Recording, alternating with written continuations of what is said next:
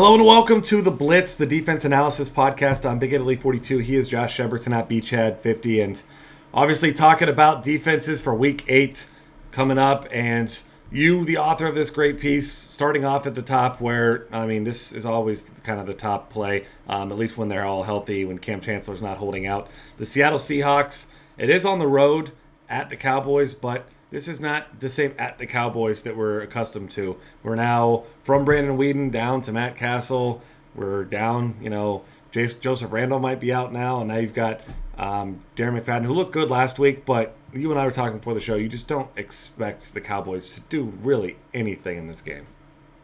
No, the formula for success for that Seattle defense is going to be simple. Shut down the running game and make Matt Castle beat you, because Matt Castle's not going to beat you. Yep. And with a spread of 5.5 points, the Seahawks should be putting the Cowboys in some pretty predictable passing situations, possibly fairly quickly. If Lynch rips off a few big runs, they end up in the end zone. The Cowboys are playing catch-up out of the gate.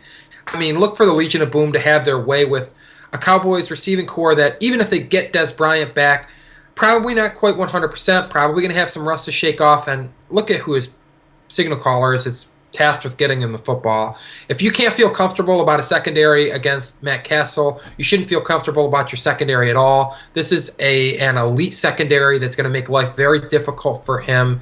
And, they've been very good this year. There's a lot of panic about the Seahawks being under 500, but don't blame the defense for that. They've been very good this year, and if they can get back to that formula of pounding the football, limiting the number of opportunities an opposing offense has, and just playing stout defense, which they've done the stout defense thing all year.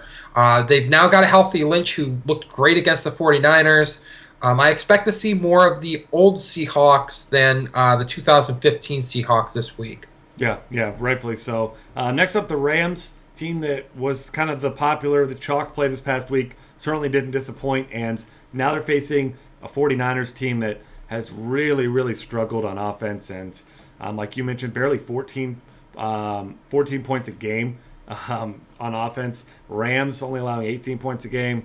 This one just sets up perfectly for the Rams to force some turnovers, get their handful of sacks like they always do, give you a nice high floor and some high upside.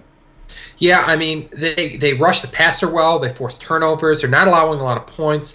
The fact that they're keeping teams to under 20 points this year, and they've already faced the Big Ben-led Steelers, and the Packers, that's saying something. And they did what they were supposed to last week against the bad Browns offense. They will once again do what they're supposed to do this week against the lowest scoring offense in football, the 49ers. And as 8-point favorites, good luck to Colin Kaepernick. He's been on his back a lot this year. The Niners have allowed the 4th most sacks this year, giving up 25. The Rams are a top 5 defense, tied for 2nd in sacks this year, so that is a recipe for success for them. And if the Niners are tasked with playing catch-up, which the odds makers say that's going to be the case, an 8-point spread tells you what you need to know there. The Rams are going to have a chance to pin their ears back, and like I said before the show to you, Aaron Donald's playing like a man possessed. He's looked better than J.J. Watt this year. He's been just unreal, and there was one play that basically epitomized what he's doing this year in the Week 7 game against the Bears. He almost took a handoff from Josh McCown because he broke through the line so quickly.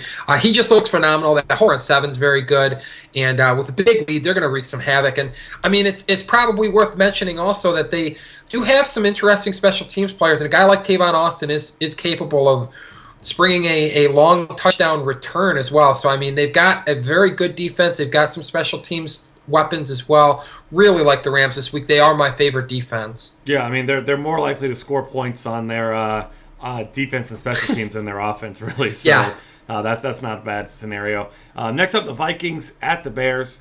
The Bears' offense has looked better with Alshon Jeffrey healthy, but still not an offense that necessarily scares you. And the Vikings have been quietly one of the more solid teams in the NFL this year.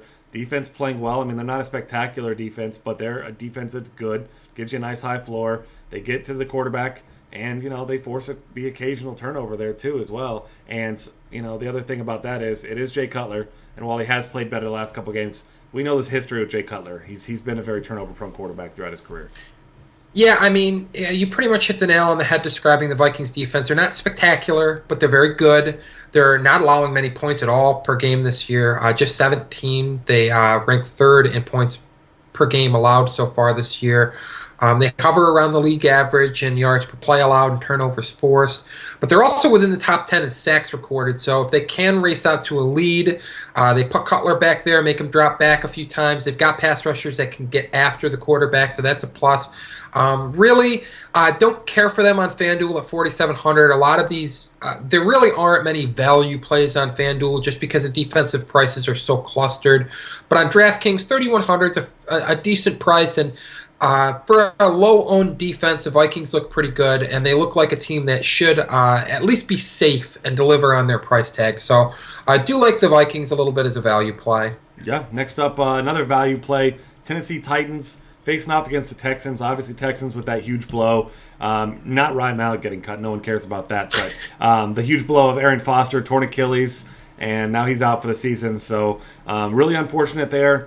Hoyer and Hopkins still going to have some value, but they're going to have to throw the ball a ton. No one, Alfred Blue himself certainly probably doesn't have faith in himself running the football. Chris Polk had his chance. He hasn't looked great either. So this is going to be a team that's going to be throwing a ton, which is going to give opportunities for turnovers and maybe, a pick six. And if you can get that for cheap price, especially that DraftKings price, then that's really what you're looking for here. Yeah, another case where you got to like the DraftKings price. 2,500 is really cheap. It allows you to save some salary, even from the top defenses, where you can save upwards of $1,500 if you're looking at that top defense, the Cardinals. That's a lot that you can sink into position players. Even the FanDuel salary, this is about as close as you're going to get to a true value play on FanDuel. Most of the good defenses hover around $4,700 to $5,100. So $4,500 isn't exactly nothing. You can save upwards of $600 from the top defense, and again, sink that into your position players. The loss of Arian Foster is going to make the Texans a very predictable offense. Titans have gotten some sacks this year, forced a handful of turnovers, and they're another one of these defenses that feel like they're basically average. And average against a predictable team is a nice scenario to have. And if the Texans are going to be forced to drop back and throw a ton, that opens up some opportunities to pick up some sacks. It elevates your floor. You're not expecting a super high ceiling with this Titans unit, but especially on DraftKings, if you get a few sacks, they don't give up a ton of points, it's going to pay its $2,500 salary off really easily, and then you're just basically hoping that extra money you sunk into the position player upgrade is where you make your hay here. So really, that's what I'm looking at as this value play. You're looking for a decent defense that's not going to kill you, and a sizable upgrade someplace else. Yeah, that makes a lot of sense. Next up, more so the matchup than the defense you would think, but the Cardinals have actually been an elite defense as well. The only thing that they don't have that the Rams had last week is an elite pass rush. I mean, it's a good pass rush. It's not Rams good, but they force a ton of turnovers. The Browns turn the ball over a ton. The Browns also get sacked a lot. So, that sack number for the Cardinals kind of looking a little bit disappointing to this point in the season, but got to imagine this is the perfect scenario for them to break out of that and, give you a high floor and high upside. Yeah, I mean, the Browns have the second most turnover. They're tied for the second most turnovers with 15. Also are tied for the second most sacks allowed, which is 26, which, I mean, when you're picking a defense, that's the type of matchup you're looking to exploit. The Cardinals have a very opportunistic secondary that loves jumping routes and picking passes off. Their 15 forced turnovers is a very big number. So this is a high ceiling, high floor unit, but they also come with a big price tag. I like grabbing some of these pricey defenses on occasion because you've got alternatives that are cheaper, and a lot of times gamers will spin down to the cheaper defense to have a little extra money to sink into their position player. So you get a slightly lower ownership rate with these the highest priced defense on both sites. The Cardinals are the priciest defense on DraftKings and FanDuel. That lower ownership plus that ceiling, it's a nice combination. That's what you're looking for in GPPs. You're looking for a difference maker, and the Cardinals can be a difference maker. Yeah, and speaking of difference maker, this next one definitely could be the Green Bay Packers at the Broncos. Like you mentioned here, the day I guess was coming that we would be picking on Peyton Manning with the defense, and this week may be that week because the Packers have looked very good on defense. They've been opportunistic, 23 sacks so far this year.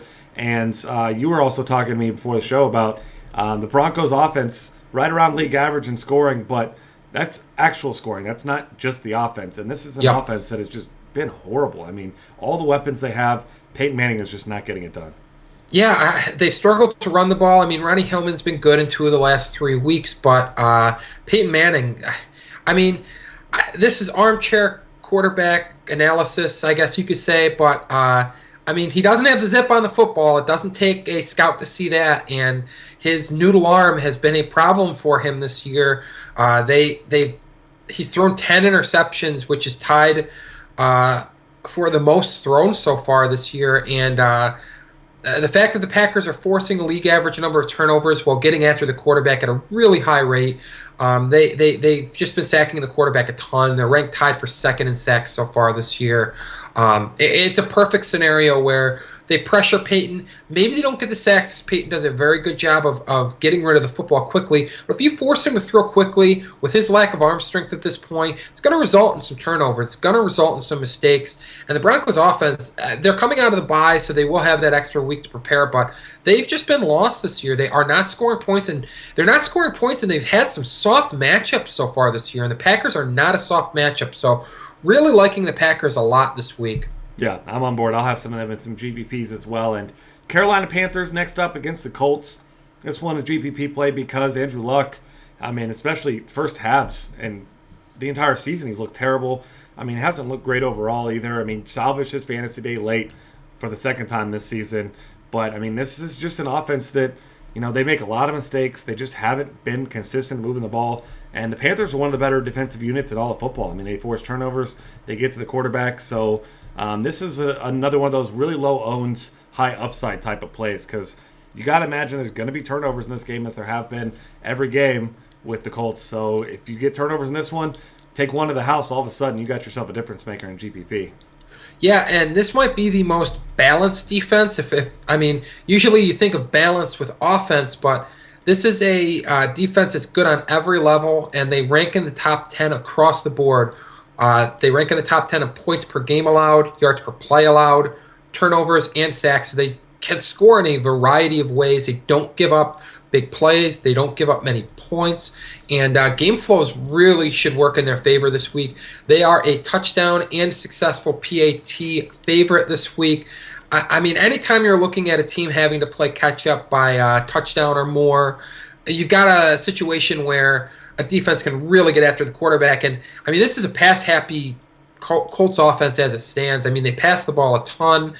Frank Gore's had some moments where he's looked okay this year, but not against a defense like the Panthers. So if they can keep him in check and force Andrew Luck to pass the football a lot, something that he's done a ton this year, they should force some turnovers. They should get some sacks, and the ceiling is very high for this unit. Yeah, absolutely. Maybe one of the highest ceilings of any defense in any position, really, or any matchup, really. Last one, the Falcons. This one more of a matchup play than it is the defense for certain because the Falcons, numbers on the season aren't great. They have forced 12 turnovers, but only 8 sacks.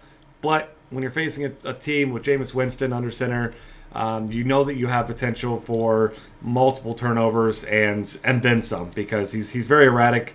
Hasn't shown much consistency, and he makes a lot of really, really ill-advised, dangerous throws. So that's exactly what you're looking for in your defense. Yeah, I mean, they're averaging more than 1 interception thrown per game. They have 11 turnovers overall on the season. And the fact is, they're also giving up 2 sacks per game. So right there alone, if you get a couple sacks, you get that interception, maybe you get another interception or a forced fumble, you're paying off your salary or pretty close to it quickly. And there's obviously potential for more than that with a 7.5-point spread at home. Get a rookie quarterback on the road who's been erratic. That is a recipe for success for the Falcons. Really just an average defensive unit themselves, but you got a guy like Desmond Trufant who's going to have a chance to take away Mike Evans, or if they decide to use him on Vincent Jackson, take away one of the top receivers from Jameis Winston. It's a nice situation. It's a favorable situation. Where the game is and the game's and the point spread have as much to do with this pick as the Falcons' success as a defense. And the variables are good, and the Falcons are at least an average-ish defense. So I'll take that against a rookie quarterback. Yeah, absolutely. Makes a lot of sense there. And that's going to wrap things up for us. Find us on Twitter at DF Cafe. Subscribe to our YouTube channel. Check out the rest of our great content for NFL and now NBA at dailyfantasycafe.com.